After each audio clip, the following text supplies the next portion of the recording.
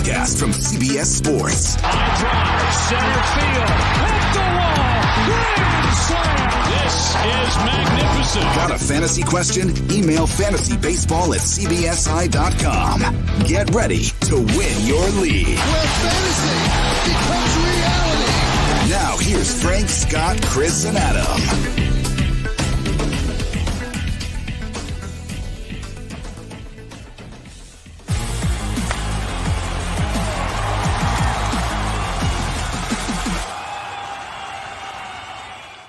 Howdy, everybody, and welcome into Fantasy Baseball today on Thursday, June 10th. Frank Stanfield joined by the returning Scott T. Dubs, Scott White. We've got a loaded show for you today.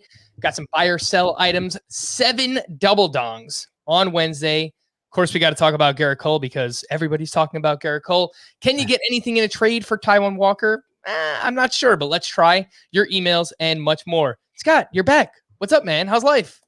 I am back. I'm good. Enjoyed a visit from my sister's family the past couple days. Hadn't seen them in over a year for reasons that should be obvious. And it was good. It's a good time. Good time had by all. We played some Wingspan. You know Wingspan, Frank? I don't know. Wingspan is a game. It's a machine building game, but the machine is a collection of birds with special abilities. And it sounds really lame, but it's not. It's amazing. Huh. I'm looking this up on Google right now, and it seems like there are a lot of moving parts to this game. It's top 5 board game. I said board game, which may have been a Freudian slip. It's a top 5 board game. IMHO. All right. So the endorsement there from Scott, Wingspan, let's check it out. They are not a sponsor of the podcast, but maybe we can make it happen. Let's talk about some baseball and some standouts from Wednesday. Oh, my goodness gracious. All right, Scott, where would you like to start? I would like to start with the start of Tony Gonsolin's season, which didn't go great. Wasn't so great against the Pittsburgh Pirates. He thought maybe he'd have the advantage there. Didn't make it 2 innings. Now, I wasn't really wanting to activate him for the Pirates start in my fantasy leagues because even though the matchup was favorable, first start back from a long injury absence, that's always risky. The second concern was I think he topped out at 60 pitches on his minor league rehab assignment, never made it through 4 innings. And on his minor league rehab assignment. So I wasn't expecting him to go the minimum 5 required for a win here, but he only made it 1 2/3 innings. Did throw 66 pitches because he issued 5 walks. And that's especially notable from Tony Gonsolin because he issued 7 walks all of last year. 7 walks in 46 2/3 innings last year. So control is kind of like, a selling point for him. Clearly didn't have it in this start. But the velocity seemed fine, comparable to last year. The spin rate, notably, seemed fine, comparable to last year. He did have 10 swinging strikes on those 66 pitches. I think he's still a little rusty. But I think he's good. I think your decision to stash him is ultimately going to pay off. I think he'd probably be lined up for 2 starts next week. Yeah, he should be lined up for 2 starts next week. So it's going to be a tricky decision. Yeah, it looks like he's slated to face the Phillies at home and the Diamondbacks on the road. Okay, so the Diamondbacks matchup's pretty good. Yeah, I don't think that's a definite start, but I could see maybe starting him in some leagues depending on what my alternatives were. On the season against right-handed pitching, the Phillies are 20th in weighted on base average, and the Diamondbacks are 25th. So according to that, and keep in mind, Bryce Harper has missed some time, so that probably factors in there. But the Phillies are not the toughest matchup based on WOBA so far this season against righties. So, yeah, it's a tough situation to figure out. I think he's not going to give you much length. So, yeah, that's going to hurt him in both formats because you're not going to be able to get a win for Roto. Obviously, you need the innings for points. We got a tough decision on our hands there. But ultimately, I think the talking point here for Gonsolin is hold, right, Scott? You shouldn't be panic dropping him, even though this came against the Pirates. Right. Yeah, I would not drop him in a single league.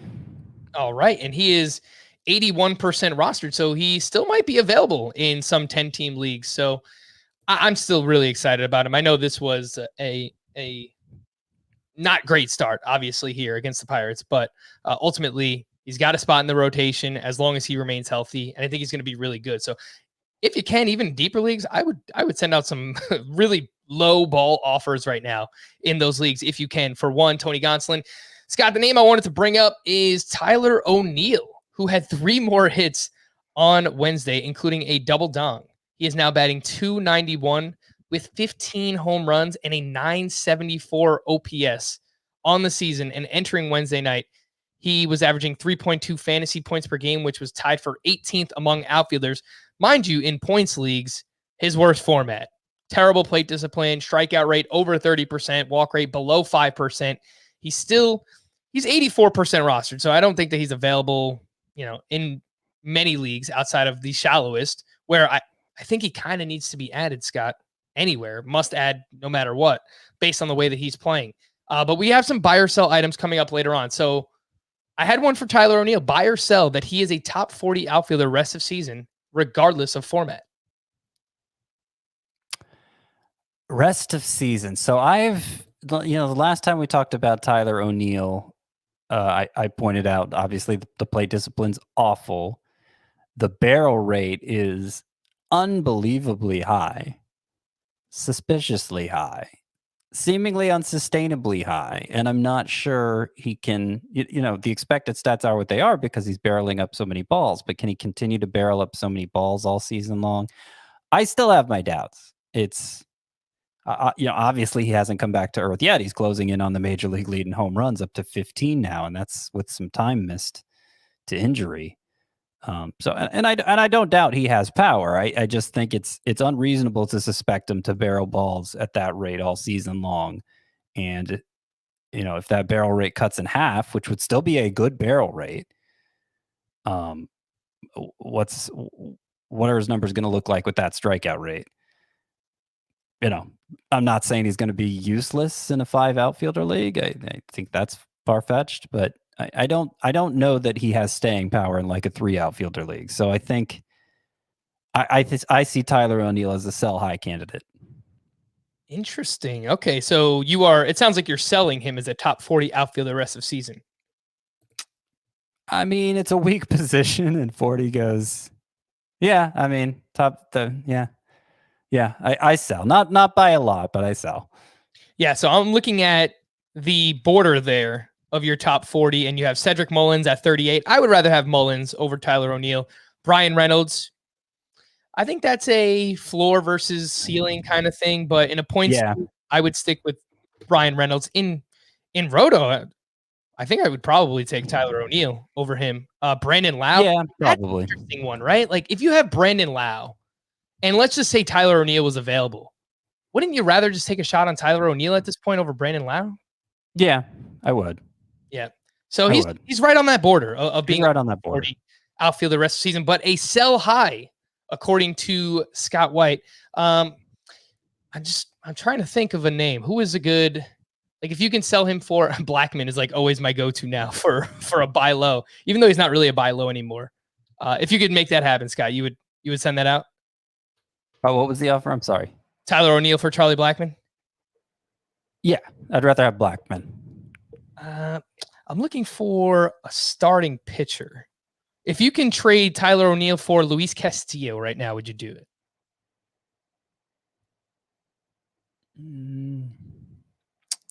Ooh.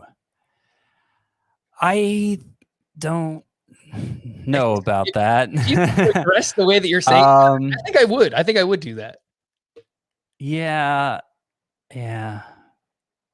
I kind of lean yes. I guess the reason I hesitate is because doesn't feel like my idea of a sell high trade, because you're taking on huge risk with Luis Castillo.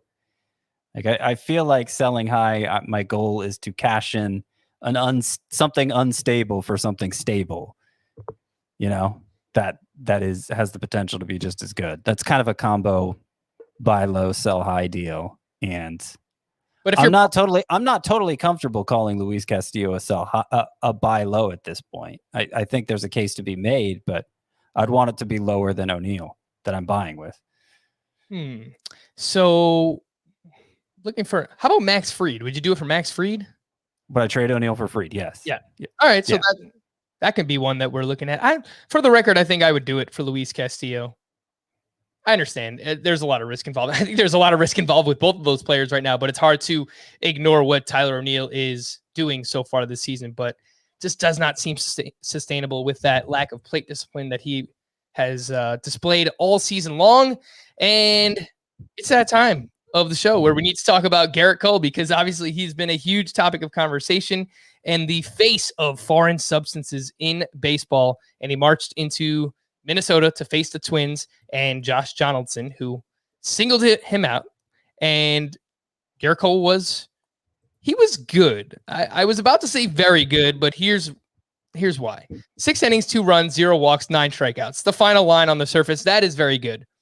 Only 9 swinging strikes on 94 pitches. That's not very Garrett Cole-esque. And he allowed 92.3 mile per hour exit velocity, which is pretty high. League average is right around 89 miles per hour. The spin rates were down a little bit in this one, Scott. A little. Nothing egregious, though. Negligible. Yes. I would say. So what does it all mean? You tell me. I don't know. I asked on this show. I would be like, oh, look, he only had 9 swinging strikes. What's going on? If the spin rate was down. But, the spin rate was down last start in a way that, got kind of worried us. But then the spin rate was more or less fine in this start. So, I don't know. He struck out 9 in 6 innings. He gave up 2 home runs. There was only 2 runs he gave up. It was a good start, except like the only thing you can point to for Garrett Cole and say, yeah, but was it really a good start was 9 swinging strikes, which whatever. I mean, his season-long swinging strike rate is still great. He still had a lot of swinging strikes in his last start when his spin rate was down. In fact, from what I've seen from big drops in spin rate, and we've seen big drops in spin rate from a lot of pitchers. There are several who pitched today who had a big drop in spin rate. But there doesn't seem to be, at least so far, we're talking a small sample of starts compared to the season as a whole. But from what I've seen this past week, it drops in spin rate. There hasn't been a strong correlation to performance in the starts in which the spin rate dropped. Yeah, how about this for spin rates dropping? Tyler Anderson on Wednesday against the Dodgers. He was fine, a very Tyler Anderson-esque line against a very good lineup in the Dodgers. 6 innings, 2 runs, 2 walks, 2 strikeouts.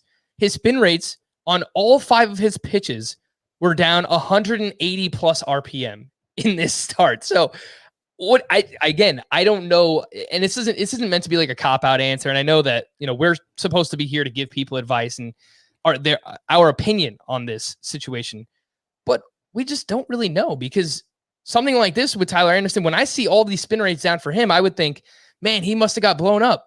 And he goes out and has a quality start against the Dodgers. So again, I don't really know what to take away from that. So I thought it was interesting and that I would just point it out, but Tyler Anderson still really good. So I imagine there will be some pitchers who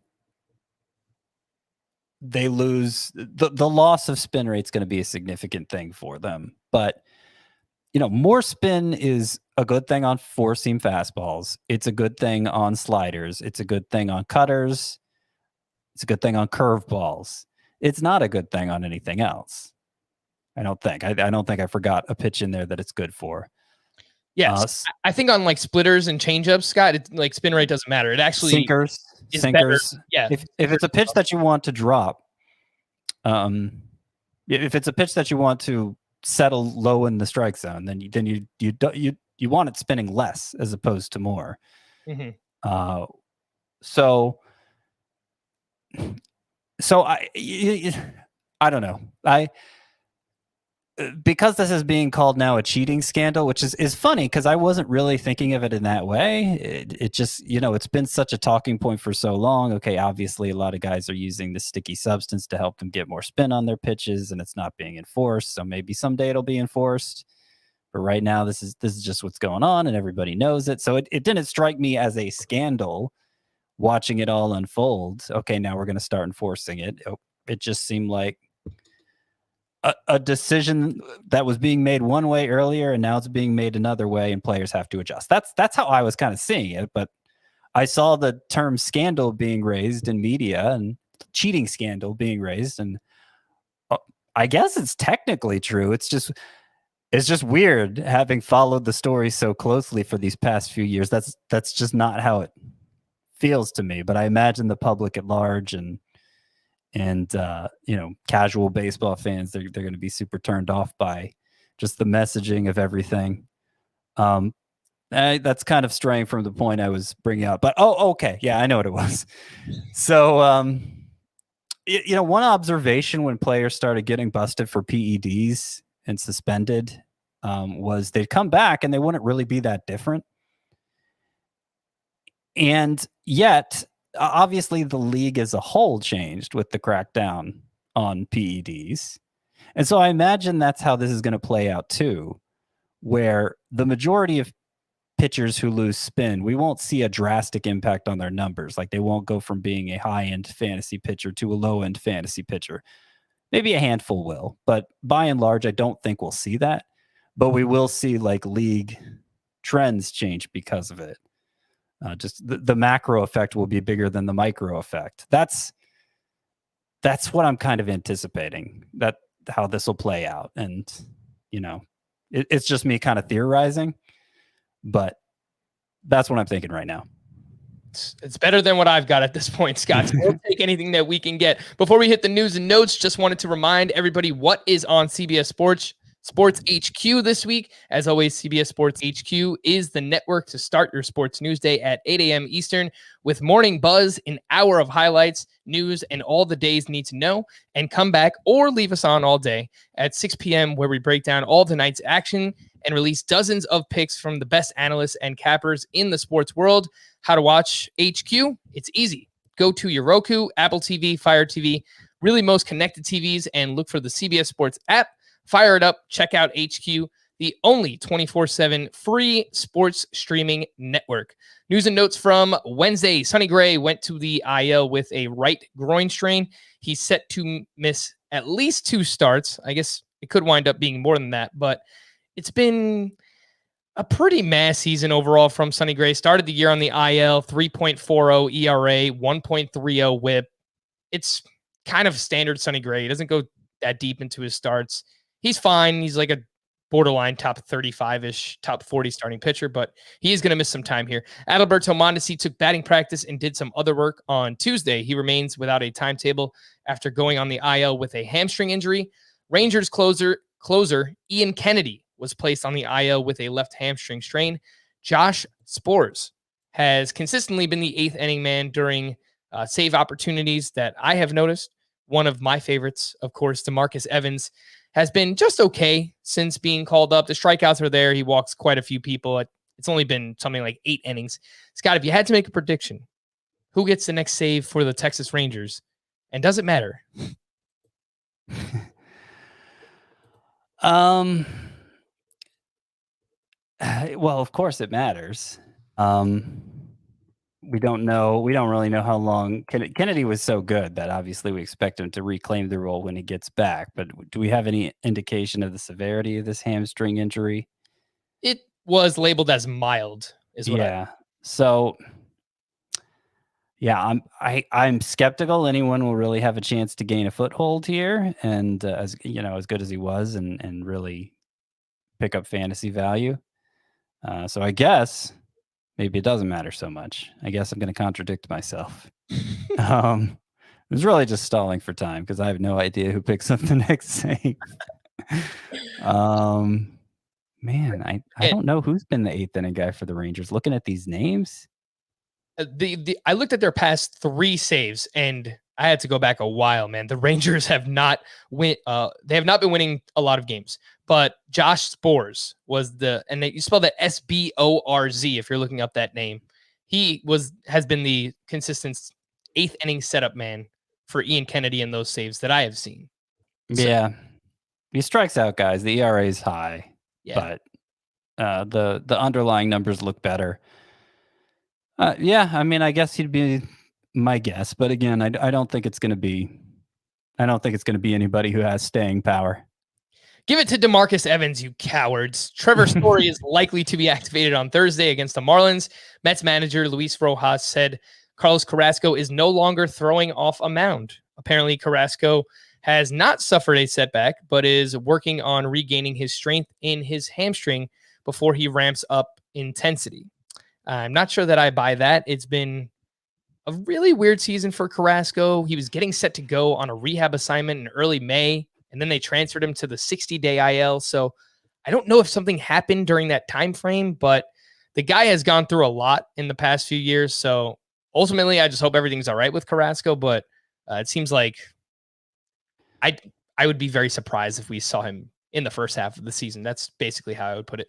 Nelson Cruz was back in the lineup Wednesday, though his knee is still not 100%, according to manager Rocco Baldelli. Alex Verdugo was out of the lineup due to back tightness, and this is something that has consistently been an issue for Alex Verdugo the past couple of seasons.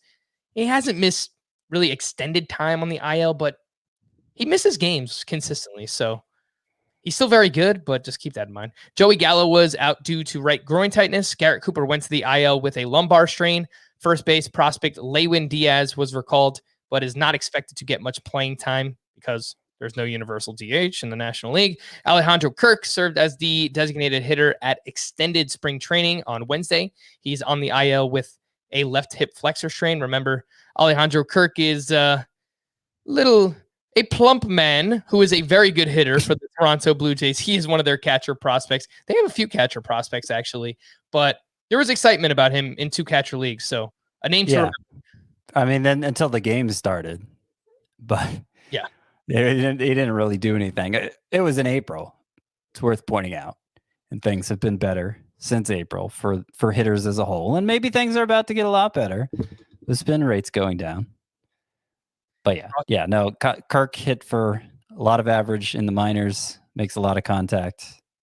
That weak position like catcher, definitely want to monitor his progress, especially since Danny Jansen is now on the IL. Oh, yeah. Colton Wong is expected back before the end of June, and Paul DeJong is likely to be activated on Friday. A few prospect updates. I'm going to take a page out of Scott's book here. I have my handy-dandy notepad that I wrote some stats down on today. Joey Bart, who is the catcher prospect for the San Francisco Giants, went 2 for 4 with a home run on Tuesday. And on the season, he's batting .358 with 5 home runs and a .1018 OPS.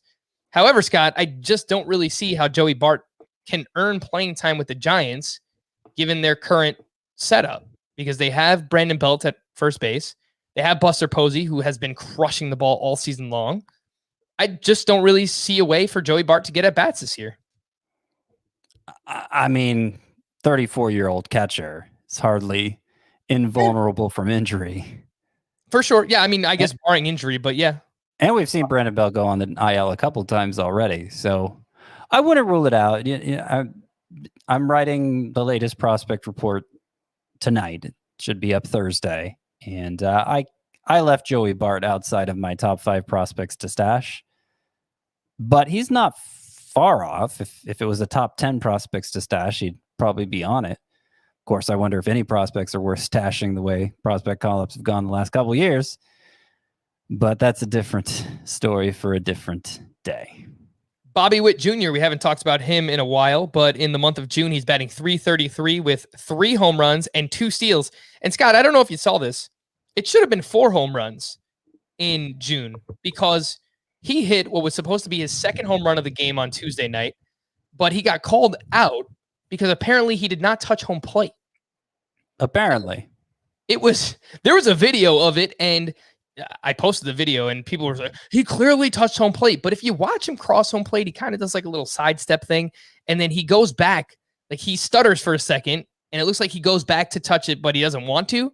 So that's kind of like, yeah, he missed the plate. He was about to go back and touch it. So I don't know. I don't know. There. I mean, it was a weird angle. The only video I saw, from the angle I saw, though, it certainly looked like he touched the plate.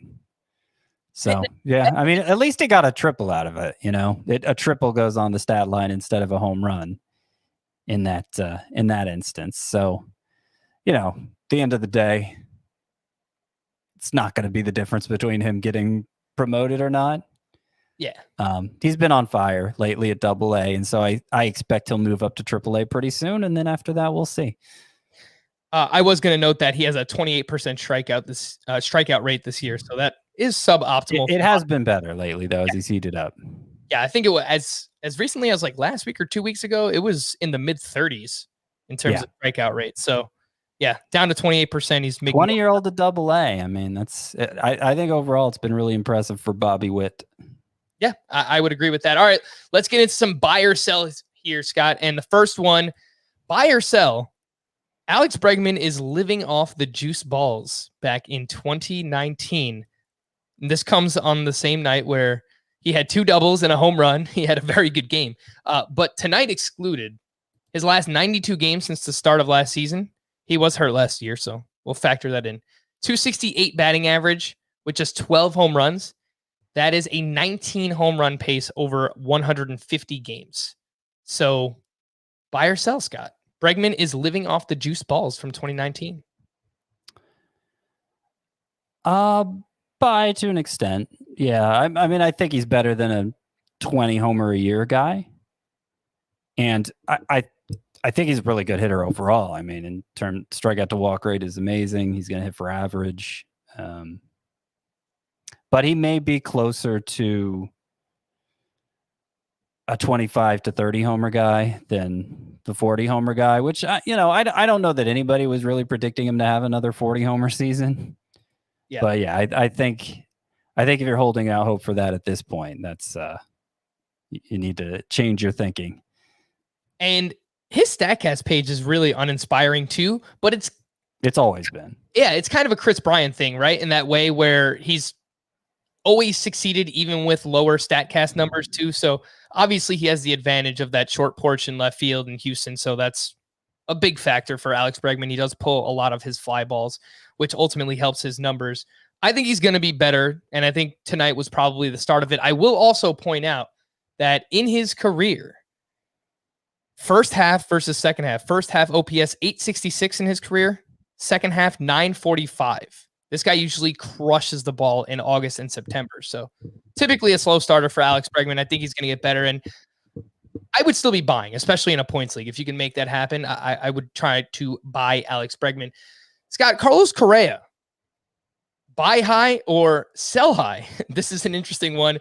He had 2 more hits on Wednesday. His last 15 games, he's batting .351 with 5 home runs.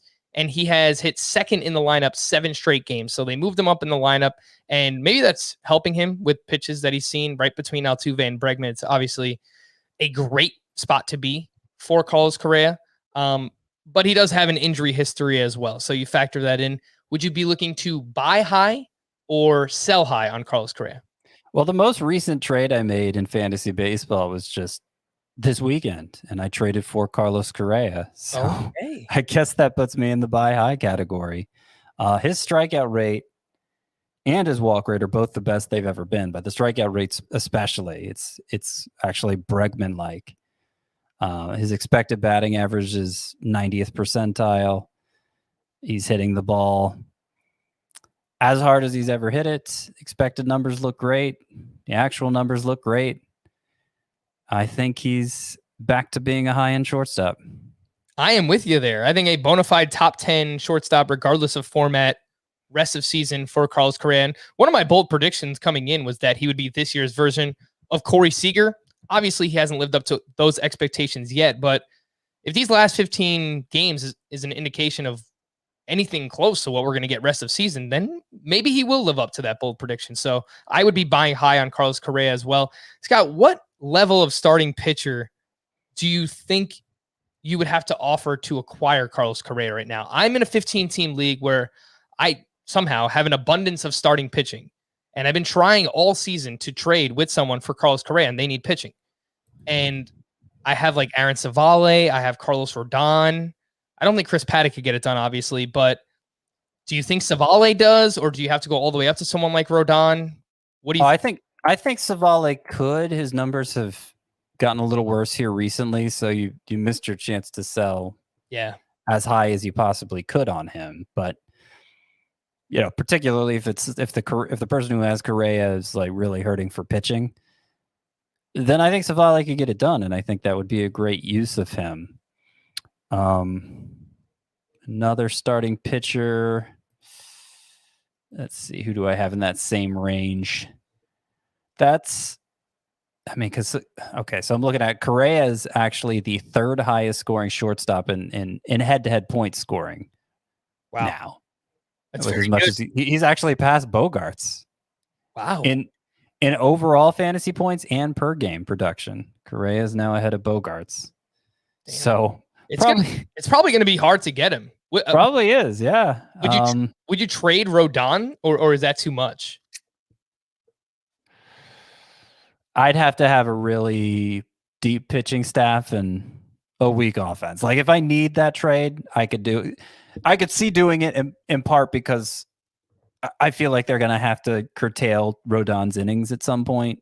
Yeah. That's the only reason I'd even consider it is kind of you're selling high on Rodon too. But obviously if we could take Rodon entirely at face value, then it would be too much. Yeah, I think that's a good point too. And the other two starting pitchers, I kind of lump these three together at all times when we're talking about being maybe limited in terms of innings at some point this year. The other two, Freddie Peralta and Trevor Rogers. Would you be okay dealing either of those for Correa? Yeah, that'd be easier to do than Rodon. Okay. I'd rather do that than Rodon. I think somebody like Hyunjin Ryu you could potentially trade for Correa. It just depends what you need more of. Okay. I think the line would be probably like Rodon is probably right at the line. Rodon is 17th in my starting pitcher rankings. Ahead of him is Gausman, Lynn, and Wheeler, and I think that's too much to give up. Any of those guys too much to give up for Correa, regardless of the circumstances. Adolis Garcia over his last 15 games has slowed down quite a bit. 228 batting average with a 605 OPS. He still does have 2 homers and 2 steals during that span, so he's making things happen. Scott, buy or sell that you should trade Adolis Garcia while you still can?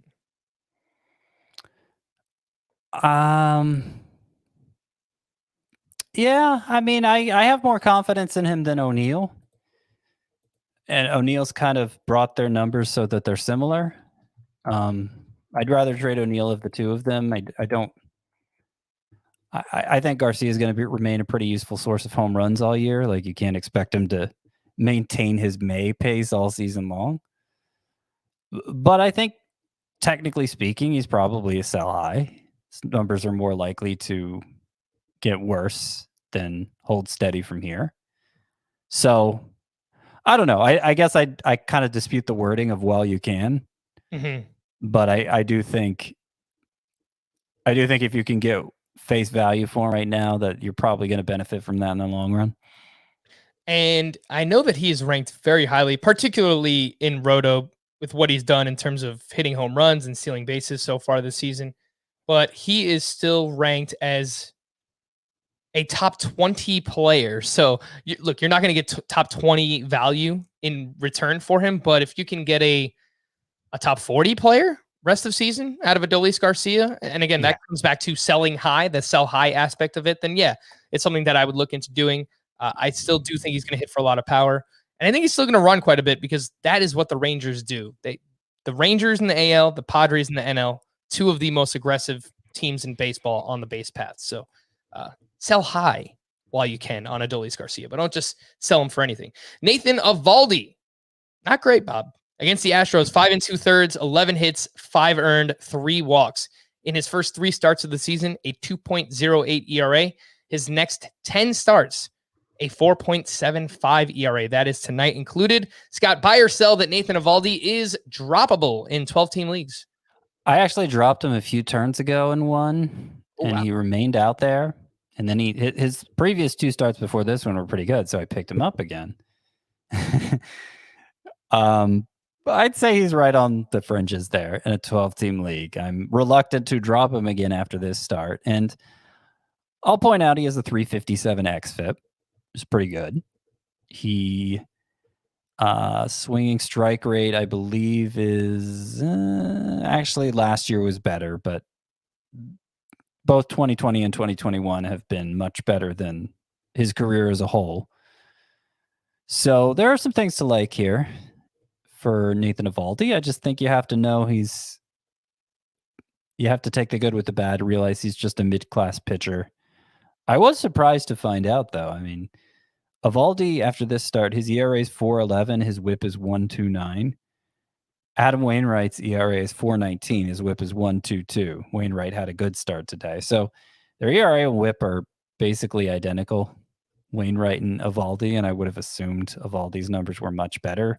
Eovaldi's K rate's a little better, not that much. Their numbers, their stat lines are almost identical. Win-loss record is a big difference. Eovaldi's 7-3, which is probably why the people who have him in fantasy are pretty satisfied overall. I think for Eovaldi, I would sell that he is droppable in a vacuum. For the right player, of course. I think anyone who's struggling this bad can be droppable, but I think you just kind of have to pick and choose your spots, right? Like a 1-start week against the Astros, you probably shouldn't have been starting him in that spot anyway. Next week, he's in line for 2 starts. The Blue Jays in Fenway and at the Kansas City Royals. So a 2-start week like that, Scott, how would you feel about starting him? Points league, yes. Okay. Categories league, it kind of depends what categories you're most angling for. Wins and strikeouts probably lean that way. If you're more concerned about preserving ERA and WHIP, then maybe you sit him.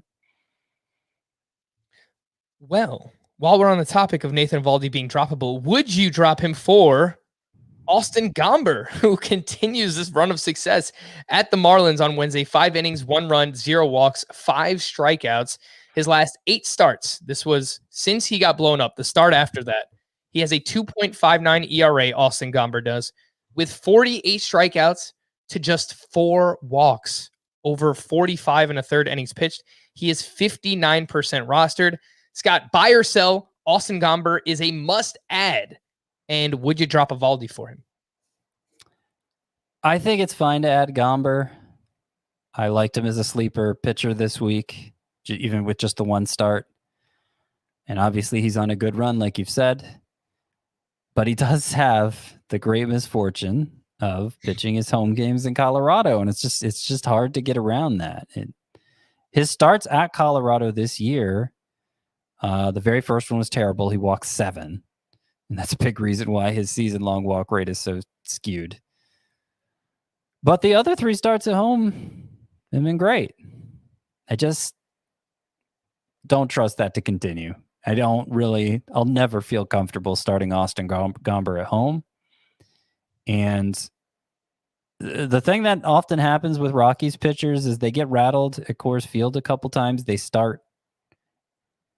It's really hard when you're getting beat up to just stick to the same approach. So they can really get in their own heads and mess themselves up and become just a bad pitcher everywhere because of it. So yeah, I'm not going to endorse Gomber that strongly because of that, but I do think with the right matchups right now, he looks pretty usable. So you are selling him as a must add. Yes. Would you drop Nathan Eovaldi for him? No. And what if I told you that he is a 2-star pitcher next week, Scott, but both of his starts are in Coors Field against the Padres and the Brewers? I think the only format I'd consider it in is a points league. All right, let's move on to our final buy or sell item here, and it's Miguel Andujar. Now has 5 home runs over his last 8 games. I brought his name up a bunch recently, but he's still only 22% rostered. So I think we need to keep talking about him as long as he's performing this way. And the overall numbers, they still don't look great for Andujar on the season, but he had a 268 XBA, 460 X slug, and a career high 46% hard hit rate entering Wednesday. I would imagine those numbers went up after hitting another home run. He added 2 hits as well, and he has started 10 of the last 11 games for the Yankees. So it looks like he has taken that starting left field job away from Clint Frazier. So, Scott, buy or sell? Andujar, who is 22% rostered, is a must-add. No, not a must-add. I added him in a couple of 15-team leagues The thing is, I really liked what he was offensively. Obviously, wasn't a good defender in 2018, his rookie season, when he hit 297 with 27 homers, 92 RBI. And I liked him as a hitter. His strikeout rate was only 16%. It just looked like a really strong profile for average with enough power for it to hold up, But what he's doing now, the strikeout rate is higher. It's close to 25%. He's also putting the ball on the ground over 50% of the time. That's much worse. So it's kind of surprising he's on this stretch with a lot of home runs, despite getting so few fly. I think the fact that he's kind of earned himself a spot in the lineup, and it is at least showing there's the potential for him to hit home runs. In those 5 outfielder leagues, some of them are pretty desperate for offense. I'm not going to lie. So just a glimmer of something a hitter is showing will be enough for me to act on it in those deeper leagues, in those 5 outfielder leagues. And so that's where I am with Andujar. Because of what he's shown in the past, I think there's a pretty good chance he cuts down on those strikeouts and gets back to being somebody who can really help in batting average. But he hasn't shown that yet this year. You were breaking up a little bit there, Scott. I can never tell if it's your connection or my connection. It's probably my connection based on what we have seen in the past, but you did a good job putting a bow on your overall analysis of Miguel Andujar there anyway. So not a must add. In deeper leagues, you can get him. I think in 12-team 5 outfielder leagues, Scott, I think if you're desperate for an outfielder, you could probably add him there as well. But 3 outfielder leagues, not yet for Andujar, but he's coming around. He's been very good so far for the Yankees. So we'll continue to monitor him in those shallower leagues. And before we hit the break, just want to remind everyone, look, summer is just about here, which means you might have less time moving forward. Of course, we'd love for you to continue listening to this full-length podcast, but if there's ever a time that you can't, remember that we have a 5-minute podcast as well. Fantasy Baseball Today in 5 every Monday through Friday. We highlight the top performers, waiver ads, bullpen notes, and more. Make sure to download and follow FBT in 5 wherever you find this podcast. We're going to take a quick break, but when we return, we're going to talk about double dongs. We're going to rank some waiver wire starting pitchers. Can you trade Taijuan Walker for anything? We'll talk about it next here on Fantasy Baseball Today not in 5. God, I'm all over the place, guys. We'll be right back. All right, so let's highlight some players who had double dongs. There were 7 of them on Wednesday, and where we got to start. And of course, I don't have the soundbite ready. Why would I take that out of my little cachet thing here? I was going to play the Giancarlo Stanton soundbite, but I don't have it ready to go. So I apologize. I know many people probably don't want to hear it anyway. Stanton has been brutal since he's returned from the IL, but this was a very welcome sight. Obviously, Scott hit 2 home runs on Wednesday against the Minnesota Twins. One of them was an absolute mammoth home run. So hopefully a sign of things to come for Stanton. Justin Turner went 3 for 5 with a double dong as well. He's up to 11 home runs. The batting average all the way down to 274. It seems like in the blink of an eye, this guy was batting 350. Now it's down to 274. So obviously we're not dropping Justin Turner, Scott, but we were expecting his numbers to drop from where they were earlier in the season, obviously. Yeah, we were, and it's happened. And I think we called him a sell high at the time, so hopefully you listened. Hopefully you did listen. Jorge Polanco in that same game opposite Giancarlo Stanton had a double dong. He is 73% rostered, has second base and shortstop eligibility on CBS, and he's coming around slowly. Last 15 games, 268 batting average with 5 home runs during that span. So I think if you play in shallower leagues and you're in need of a middle infielder, Jorge Polanco is someone you could look at. And then 3 names here that I don't really know if there's much that we could add. Billy McKinney for the Mets had 3 hits, double dong in Camden Yards against the Orioles. He has started 9 of the last 10 games for them. So in NL only leagues, sure. Kevin Pillar had 3 hits, including a double dong. He's batting 262 on the season. This is more of that 15-team league or deeper, 5 outfielders. Sure. Kevin Pillar, veteran. We know what he is at this point. And Ryan Zimmerman, who just continues to crush left-handed pitching. I'm not going to tell anyone to add Ryan Zimmerman, obviously, Scott, but I think more so this just continues to affect Josh Bell and solidifies that when they are not in a park, when they are in a park that does not have a DH, Josh Bell is going to continue to lose playing time to Ryan Zimmerman. Yeah.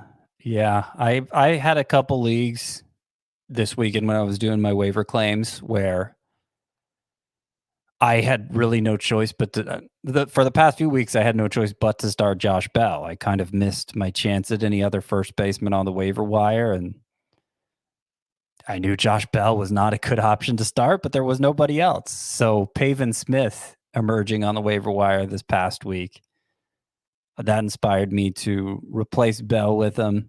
I think in one league I just straight up dropped Bell for him, but in another league, it gave me an excuse to bench Bell.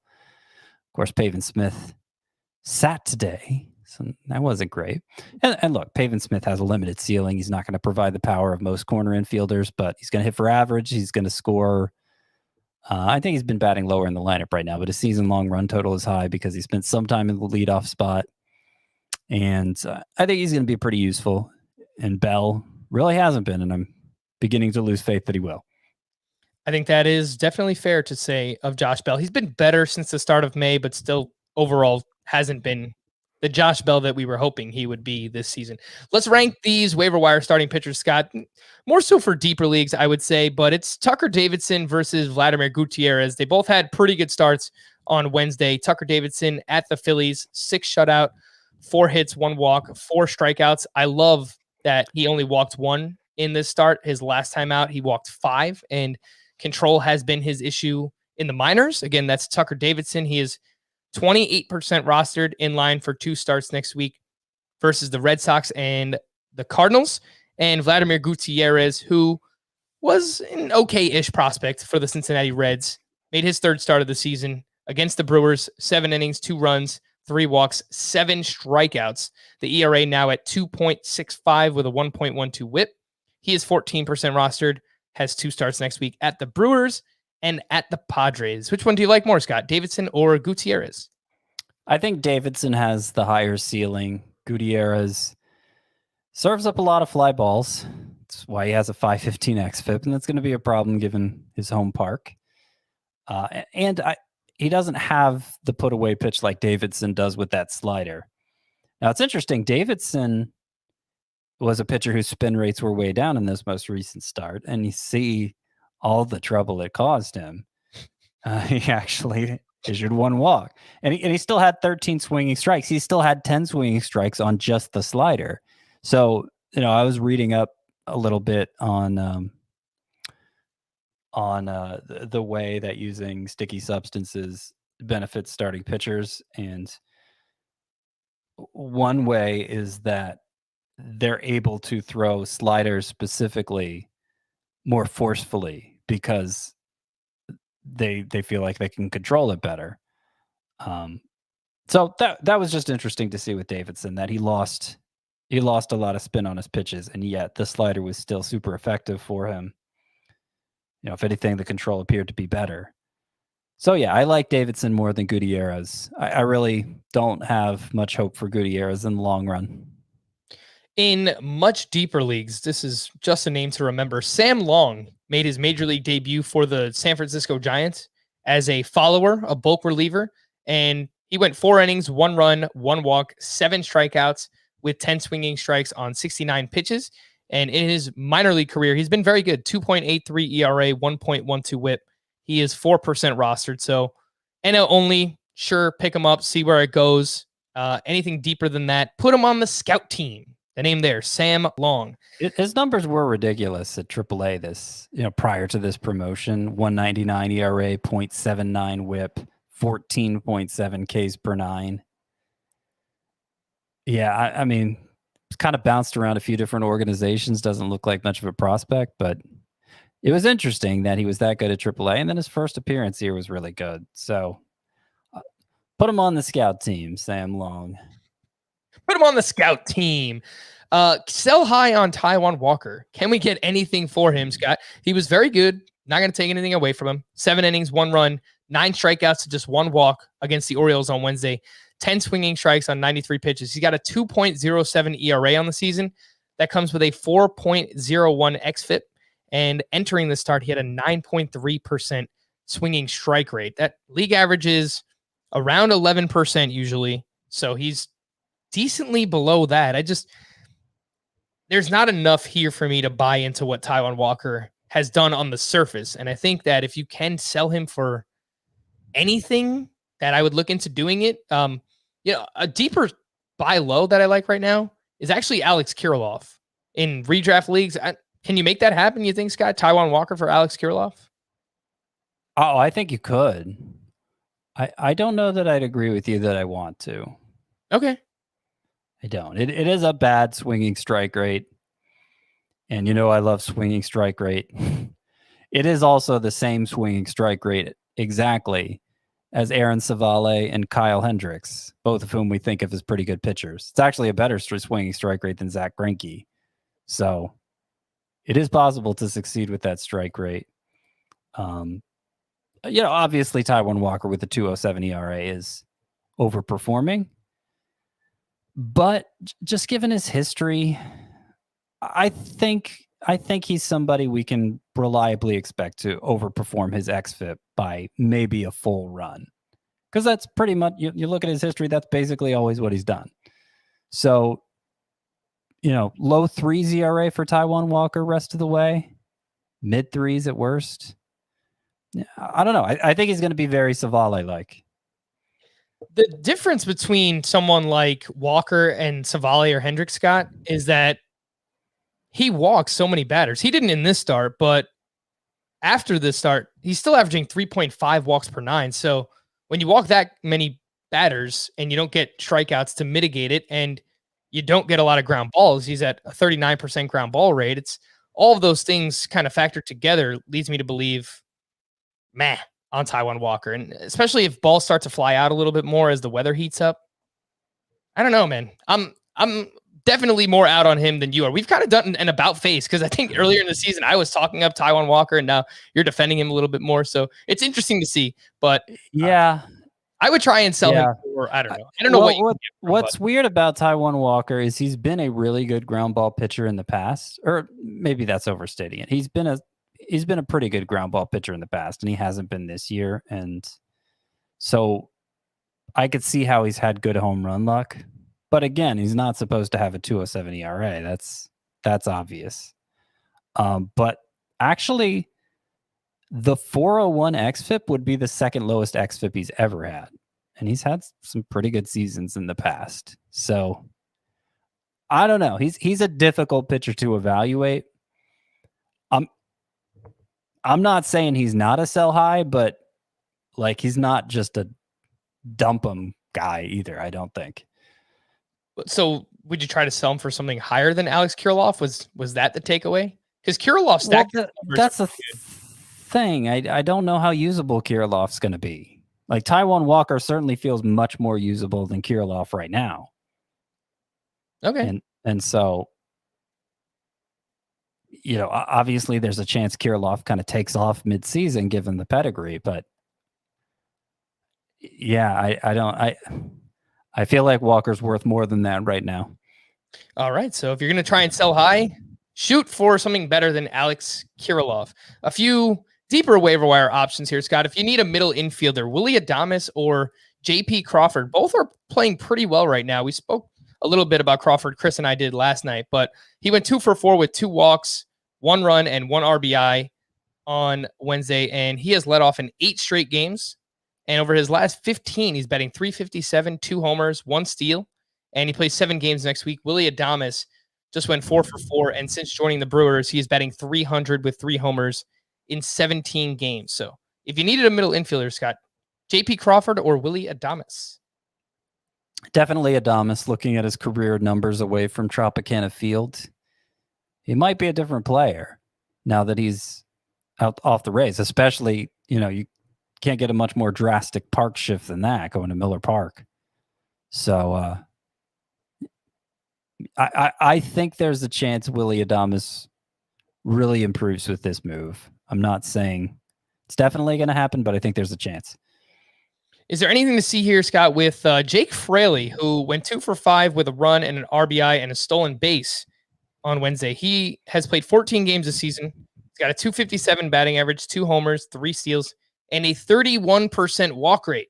He is only 4% rostered, so in the deepest of leagues, but he had a really good season back in 2019 in the minors, 298 batting average, 19 homers, 22 steals. Anything to see here, Jake Fraley?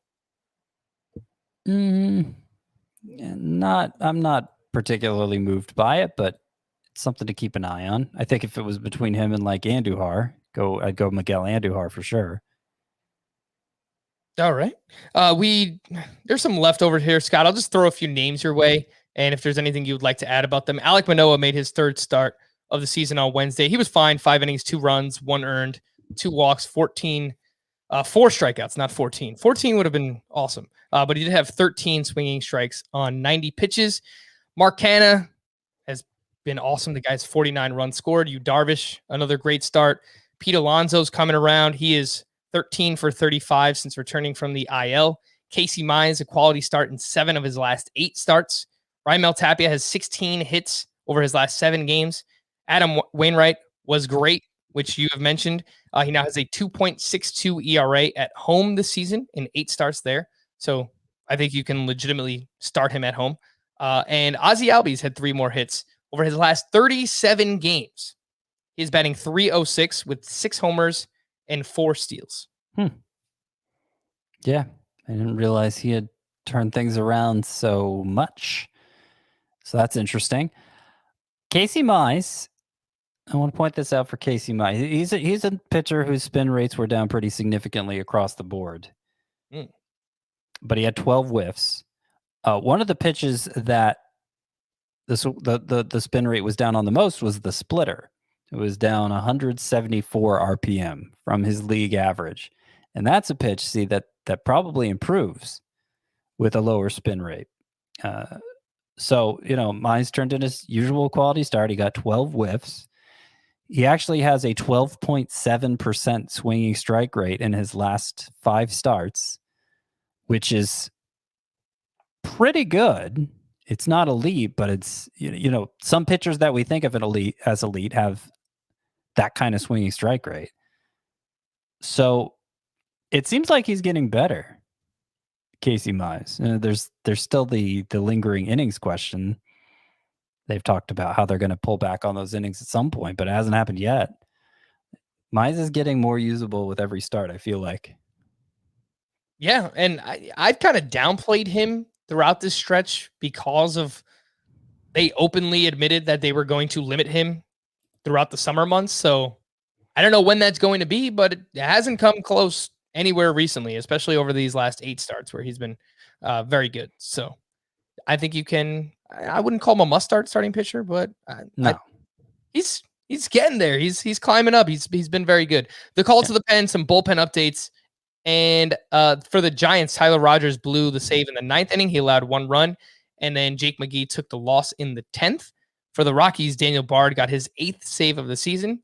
He's had 7 straight scoreless appearances, and 2 of those were actually multi-inning appearances. Scott, how would you rank Daniel Bard, Lucas Sims, and Taylor Rogers from the Twins? All are between 42 and 50% rostered on CBS. Oh, well, that's tough because Bard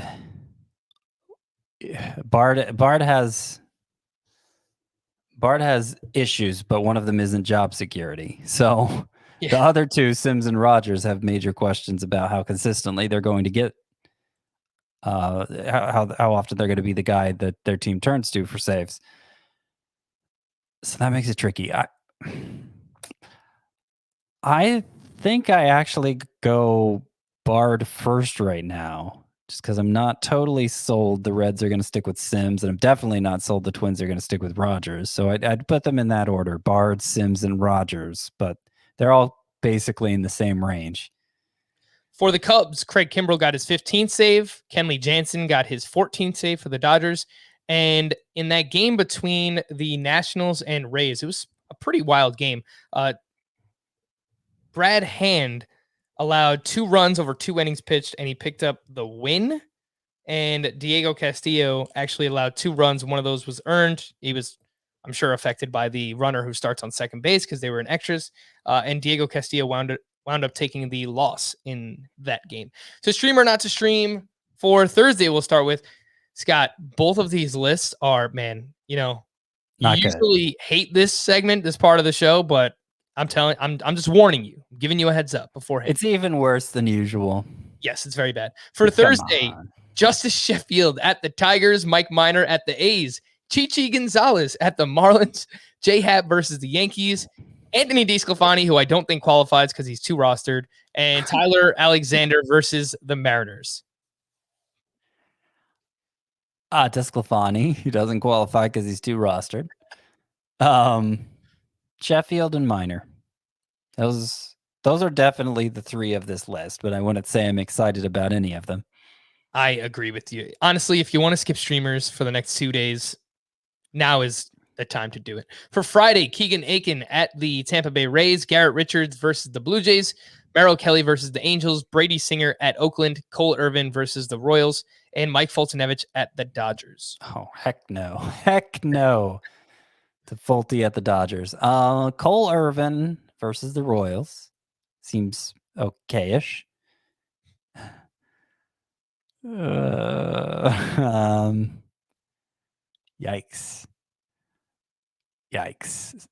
I don't want any of the other. Singer at Oakland, Richards versus Toronto. Yikes. Sure. Again, please skip streaming starting pitchers for the next couple of days. We'll wrap up with some emails here. fantasybaseball@cbsi.com is the email address if you want to send some of those in. This one's from Ian. Who do you think has a better chance of turning things around and becoming a productive fantasy player this season? Andrew Vaughn or Alex Kirilloff? Kirilloff. I would agree with you for reasons that I have already mentioned. But the underlying numbers, the StatCast numbers for Kirilloff are pretty good. I mean, the actual numbers haven't been great. 248 batting average, 4 homers for him. But that also comes with my StatCast page is not loading. So, here we go. 301 expected batting average and a 584 expected slug. Those are Holy crap, you weren't kidding. Wow. Scott, I told you, man, trade Taijuan Walker for Alex Kirilloff. I still think you could do better for Walker than that, but that is surprising how good those expected stats are for Kirilloff, man. Man, you don't see a 301 xBA for much of anybody, much less than 584 x slug. To put that in perspective, Andrew Vaughn, 236 xBA, 446 x slug. He is hitting the ball extremely hard. Launch angle is not great. 27% strikeout rate. I think Vaughn can get better based on how hard he's hitting the ball, but Kirilloff, man, the proof is not in the numbers. It's in the underlying numbers. That's where the proof is. From Brad in New Jersey. Good evening, Mickey, Donald, and Goofy. Oh, yuck. Do you have a favorite Disney character, Scott? I've I've always been partial to Goofy. Gosh. Yeah. Did you ever watch the extremely Goofy movies growing up? I think I saw a Goofy movie. Yeah, I think I saw that. It's a Leaning Tower of Chisa. That's the one. Yeah. That's the one, Pauly Shore. Let's do it. You love Pauly Shore more than anybody else Pauly has Shore. ever loved Pauly Shore. It's kind of strange. I watched the movie, and mind you, everyone knows I haven't seen movies. I watched the movie Son-in-Law so many times growing up. That and Encino Man. So I have had a ton of exposure to Pauly Shore, way more than probably anybody should have. Devin Williams has started to look better. Is he still worth rostering in a 12-team saves plus holds leagues? Devin Williams got off to a slow start his last 15 appearances since the beginning of May. 3.29 ERA. Okay, 1.39 whip. Not so good. 26 strikeouts in 13.2 innings pitched. Awesome. 5 holds during that time. So the holds have been there for Devin Williams. And we don't usually talk about holds leaders, Scott, so I thought I would mention the leaders in baseball. Andrew Chafin for the Cubs has 15. Victor Gonzalez for the Dodgers has 13. AJ Minter for the Braves has 13. Blake Trinan for the Dodgers has 12. Giovanni Gallegos for the Cardinals has 11. And Daniel Hudson for the Nationals also has 11. So would you hold Devin Williams in a saves plus holds league, Scott? I think I would. Yeah. Yeah, I agree. He's looked much better. He's got to get the walks down, but outside of the whip, everything else looks pretty good there for him. This last one's from David, 10-team points league. Keep 10 forever. No penalties.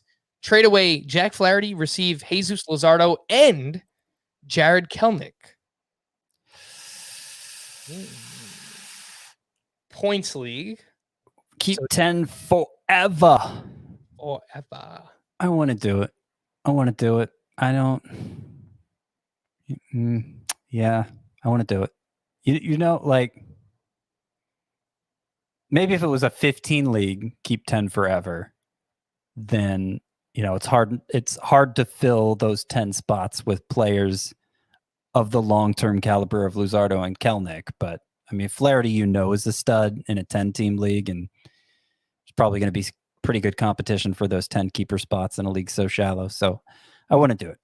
I agree with you. Jack Flaherty, when healthy, one of the 15 best starting pitchers in fantasy baseball. So obviously those aces are very, very valuable, especially in a points league. We're going to wrap there. For Scott, I am Frank. Thank you all for listening and watching Fantasy Baseball today. We'll be back again tomorrow. Bye-bye.